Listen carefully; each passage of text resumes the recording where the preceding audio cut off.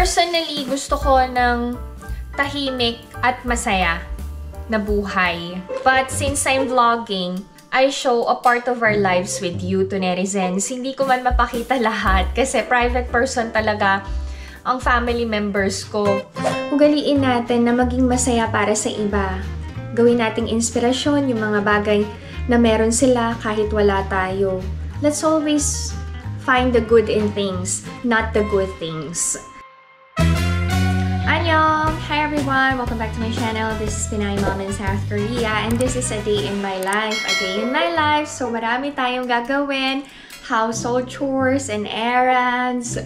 And mag-unbox ako ng regalo ng asawa ko sa akin. Yay! Dumating na! May hula kayo kung ano? Actually, yun yung Christmas gift niya sa akin and yun talaga yung inask ko na ibigay niya for me this year. Ang mga kids, busy na din kasi tapos na yung vacation nila from academies. So, back to normal na. Pero bakasyon pa sila sa school. Ano ba pagkakaiba ng school and academies?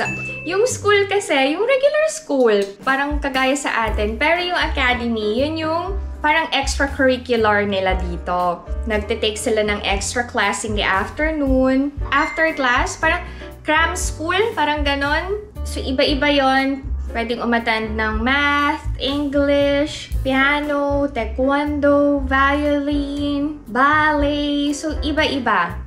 Kung ano yung gustong pag-aralan ng mga kids and gusto ng magulang. Bakit nag-a-academies ang mga kids? Ang first reason is, yung mga both working parents, wala silang mapag-iiwanan ng mga anak nila. So after school, kailangan talaga nilang ipadala yung mga kids nila sa academies para wala sa bahay ang mga kids and safe ang mga bata. And then, gusto din nilang matuto pa ng extra ang mga kids. Kasi dito sa Korea, sobrang competitive ng mga magulang.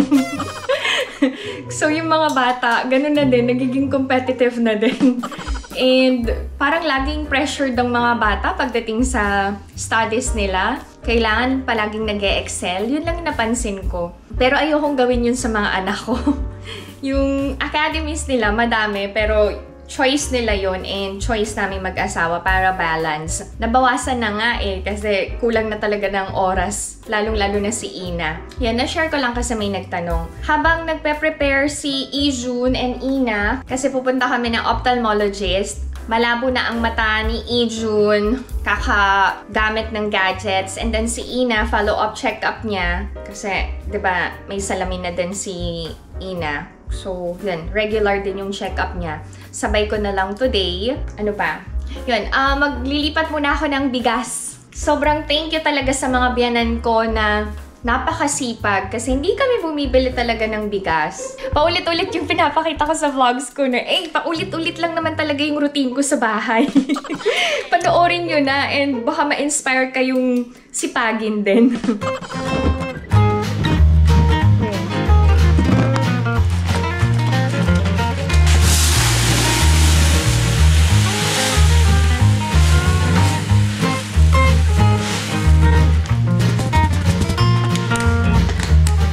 Sobrang masarap talaga yung rice grain na tanim ni Aboji. May nag-comment pala dun sa video na ginawa ko. 10 things I did to win my in-laws' hearts. Sabi, puro daw positive yung sinabi ko doon. And dapat daw may proof na video na ini-interview ko si Aboji and si Omoni. Hindi ko naman kailangang patunayan lahat ng sinasabi ko sa inyo kung ayaw nyo tanggapin. And masaya ako na low-key yung relationship ko sa mga in-laws ko. Hindi yung palagi kong ibibida sa inyo si Aboji and si Omon hindi naman totoo. At least, kahit minsan nyo lang sila makita, ganun yung relationship ko with them. And hindi naman sanay sa camera ang mga biyanan ko. Nagpapasalamat na nga lang ako kapag nagpupunta kami sa farm and hindi nila ako pinagbabawalang mag-vlog sa farm. Kasi yun yung support nila sa akin. Tsaka hindi ko naman kasalanan kung masaya and maayos yung relasyon ko kay Aboji and kay Omoni. Even sa sister-in-law ko, hindi man kami ganun ka-close, pero maayos yung relasyon naming dalawa. And pansin nyo, hindi na din siya uncomfortable in front of the cam. Kung makita siya, okay na sa kanya. Yung mga ganong bagay, yun yung pinaka-support nila sa akin. Tsaka nung 78th birthday ng mga biyanan ko, wala nga silang ginawa i-promote yung YouTube channel ko Personally, gusto ko ng tahimik at masaya na buhay. But since I'm vlogging, I show a part of our lives with you to netizens. Hindi ko man mapakita lahat kasi private person talaga ang family members ko. Wala. Meron silang tunet sa buhay nila. Kaya limited lang din yung pinapakita ko sa mga vlogs ko. And maraming salamat sa netizens na naiintindihan and sinusuportahan talaga ako and yung buong family ko. Thank you so much! Diba? Ang bilis nating nakatapos ng gawain.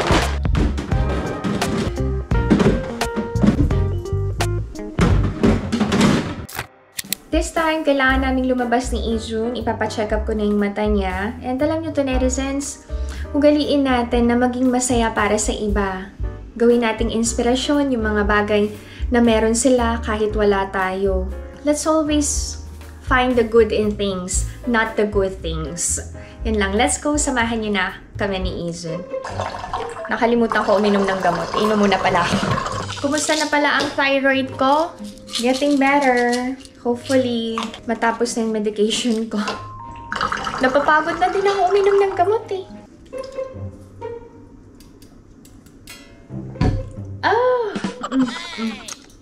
Okay, let's go out now.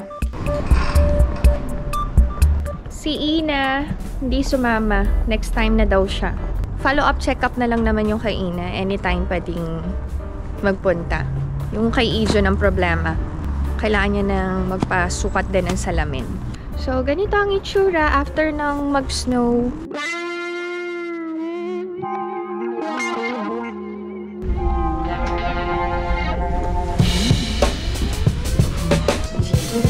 Nandito na kami sa ophthalmology clinic.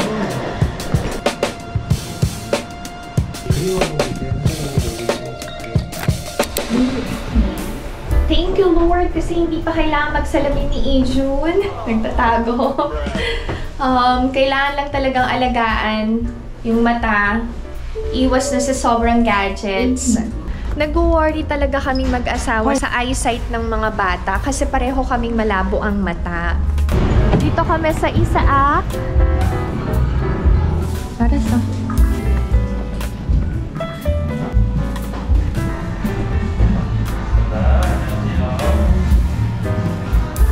Ice cream na this time.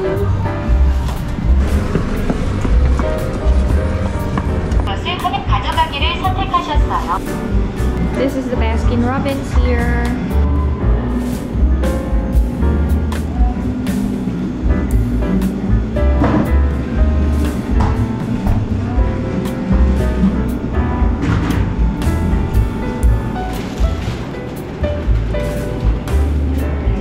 안녕하세요.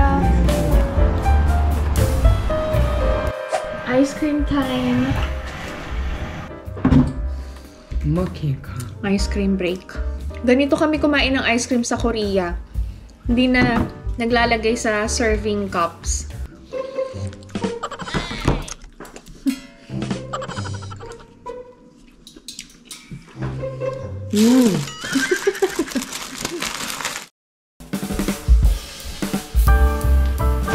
Ako ay magsasampay na ng aking nilabhan kanina. Maganda ang araw today. Ito yung indoor shoes ng mga kids. Mapapansin nyo ang difference between Ina's and Ijun's. Tingnan nyo naman. Kay Ijun, napakadumi. Kay Ina, sobrang linis. Parang bago pa rin. Parang ibang-iba talaga ang boys versus girls, no? Pansin nyo ba sa mga may boy and girl na anak? Sino mas organized? Sino mas malinis? Babae o lalaki yung anak? Sa akin, si Ina.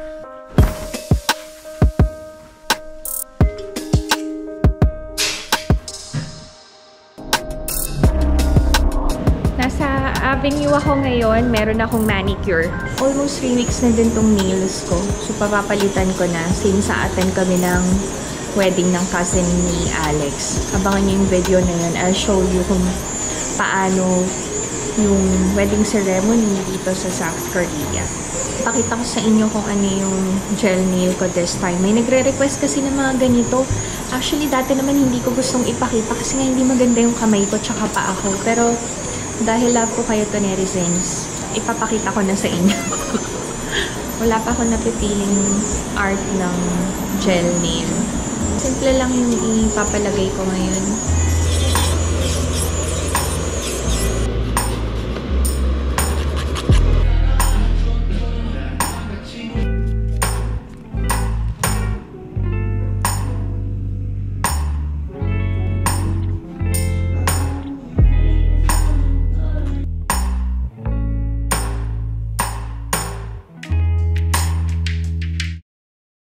Annyeonghaseyo! I'm done. There. Simple lang yung napili kong style kasi a-attend nga ako ng wedding. Hindi ko naman gusto na napaka-OA ng daliri ko sa kasal ng pinsan ni Alex. Tsaka hindi magugustuhan ni Alex yun na parang napaka-loud ng kuko ko. Kasi nangyari, share ko lang sa inyo, nung 70th birthday ng mga biyanan ko, medyo OA yung pinalagay kong nail art, as in, gold kong gold talaga. Sabi ni Alex, wife, ano nangyari sa kuko mo? Napaka-loud. Parang ikaw yung may birthday. So, ayoko nang ulitan yun. Pag may family occasion or event, dapat simple lang. These are my nails. Kita nyo ba? Simple lang. I'm already home. Magme-merienda lang ako. Ito yung sandwich na binili ko kanina. Si Ina nasa Piano Academy. May practice siya. Si Ijun, hinihintay ko lang dumating. Pupunta kami ng ospital para magpa-schedule ng circumcision. Sa pasukan kasi grade 6 na siya. So, ang schedule talaga namin para kay Ijun is January. And last year pa namin pinag-usapan yun. Ang maganda naman sa anak ko, kahit takot, nag-agree siya na gawin. Uso ba sa Korea ang circumcision or yung tuli? Yung mga kakilala ko ha, sa totoo lang, nagugulat ako kasi parang hindi nila iniisip na gawin sa anak nilang mga lalaki yun. Anyway, kanya-kanya naman tayo as parents, diba? May style tayo. Kung ayaw ng anak natin, hindi natin ipipilit. Pero kaming mag-asawa, last year pa namin kinausap si Ijun. And schedule na talaga is this winter break. Ano merienda nyo to, netizens? Hindi halatang gutom ako, no? Kahit gaano ako kabisi sa buhay ko, I always make sure na meron akong time para sa sarili ko. Merienda time. Done. Nabusog ba kaya to, netizens? Nabusog ako.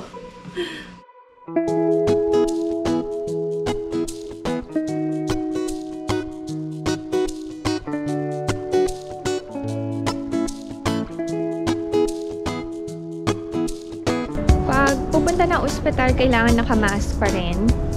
Natatakot na si Ijun. Hindi available today. So, tatawagan na lang daw kami sa Monday. Nice. Or Happy. happy. I'll ask Alex to look for a hospital na pwedeng magpa-schedule si Ijun. After dito sa Hanyang Hospital, pupunta kami sa dermatologist kasi may allergy si Ijun. Magpapaprescribe ako ng soap and lotion for him. Ang busy ng araw ko, no? A day in my life, eh. Sumama na kayo to, netizens.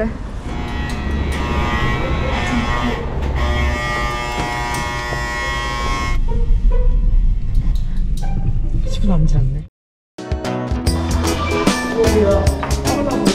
알았어, 가자. 인사해야지. Your forehead, Adel. Forehead. Show it.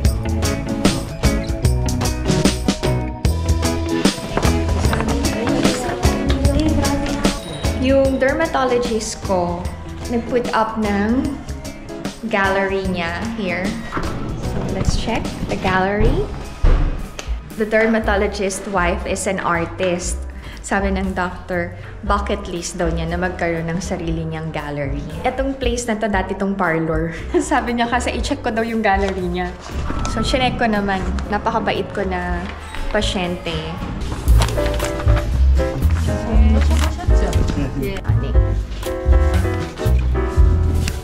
Kaya ko ng clothes. Napakamahal ng gamot ni Ajun. Oh my. Okay, done. We're gonna go. Hatid ko na siya sa Art Academy niya.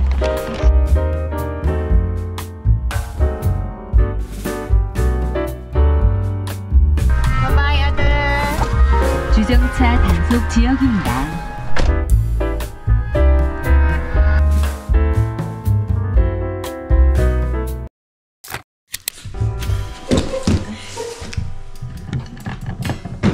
Wait. Alright, we are going to unbox my husband's gift, which is this Samsung PowerMotion VC 7100 vacuum cleaner. Actually, gusto ko sana yung Dyson, yung wireless na. Kaya lang, sabi ni Alex, mabigat yon and mahihirapan akong gamitin. Kasi palagi akong naglilinis.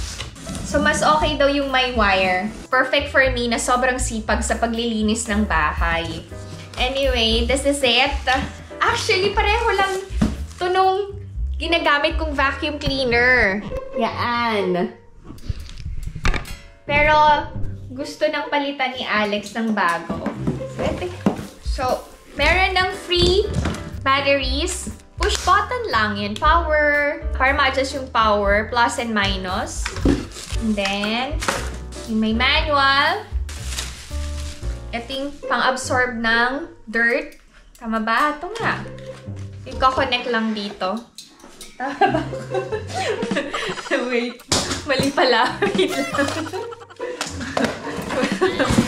Pambihirang unboxing to. Meron pa. Ito yung ina-adjust. Para long and short.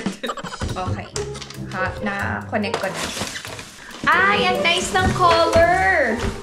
Black and gray! Oh! Actually, alam niyo, hindi ko lang bet sa vacuum na to. Clear tong container niya. So, parang kapag sobrang dumi ng bahay, halatang halata. Makikita kasi.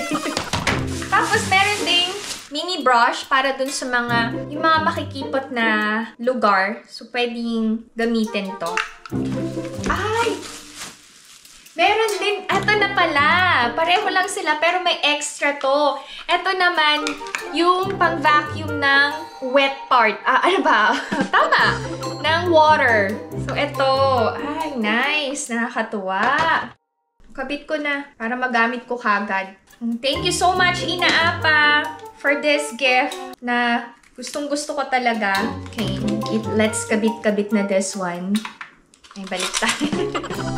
Baliktad ba? Tapos nasira. Wala, ba't hindi ko mabalik? Wala na nangyari. Napaka.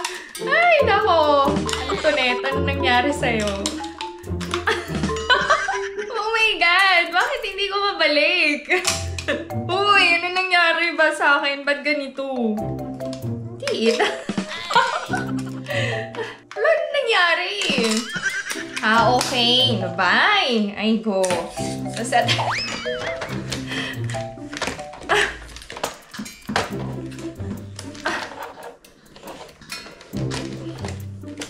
Okay na. Okay. Tapos, di ba pala? Dito ba pala? Wait, i-connect natin. Pambihirang unboxing. Okay, wait. Itong mga ganitong regalo, alam niyo, sobrang saya ko. Kasi yung mga material na bagay. Pero, syempre, okay din na material na bagay yung regalo. Hindi, kahit ano, basta grateful ako and na-appreciate ko lahat. Yay! May bago na vacuum cleaner si Pinay Mom in South Korea. Congratulations! Ay, nice. Okay. Uy, there. Very nice. Okay ba? Okay, no? Okay, that's it. This is my video for today. Gusto ko lang talagang ibida sa inyo yung regalo sa akin ng asawa ko.